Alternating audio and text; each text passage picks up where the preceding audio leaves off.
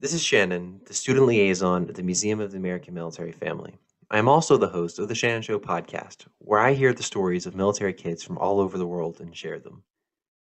Today, I'm going to be sharing my submission for the 75th anniversary of Dodea anthology, which is being published by the museum.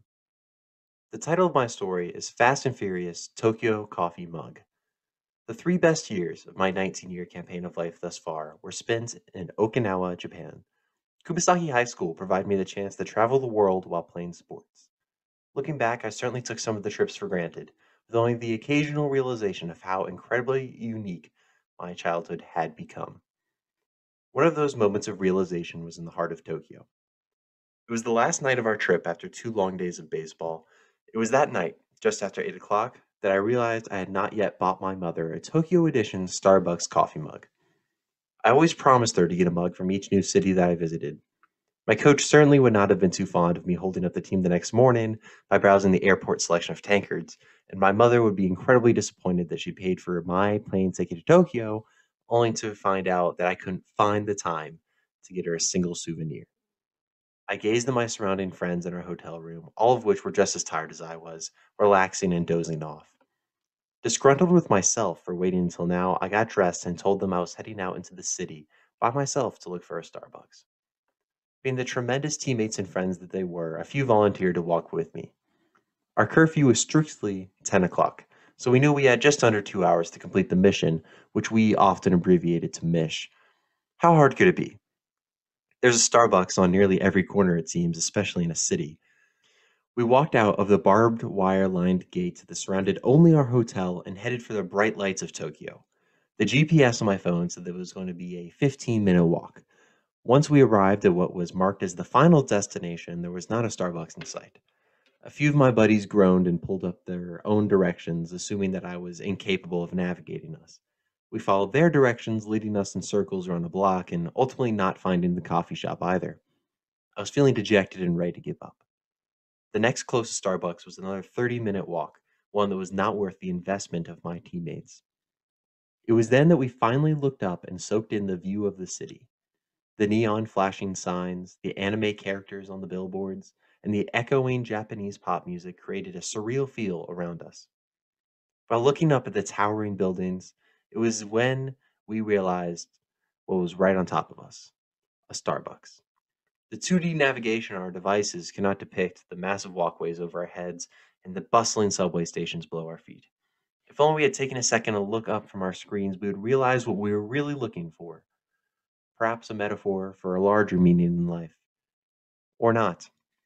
When we finally found the stairwell to the elevated walkway, we were greeted to an even more encapsulating view of the city. We then entered the Starbucks. Everyone got a drink for themselves, and I got my mother the coffee mug. While standing on the elevated walkway, sipping our drinks, we received a text from the team captain asking where we were. We nonchalantly replied that we were out getting coffee in the city, and he suggested that we return to the hotel immediately because curfew was in 10 minutes. It couldn't be. It was only 10 minutes until 9. Was he just messing with us? Possibly. But the ramifications of being off base in a foreign country past curfew were harsh. We would not be able to go on any more trips for the season, including the Far East Championship. Not only would we be crushed, but the embarrassment would be unbearable.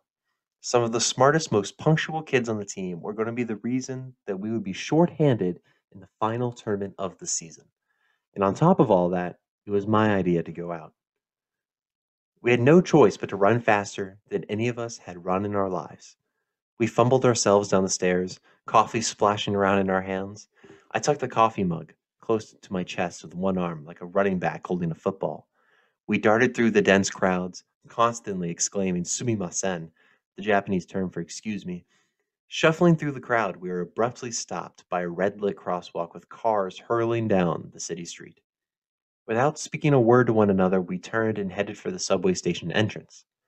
Nearly tripping over one another, we zagged through the busy station, some of us pulling ahead of one another, others getting stuck behind a thick patch of queued passengers. It was every man for himself now.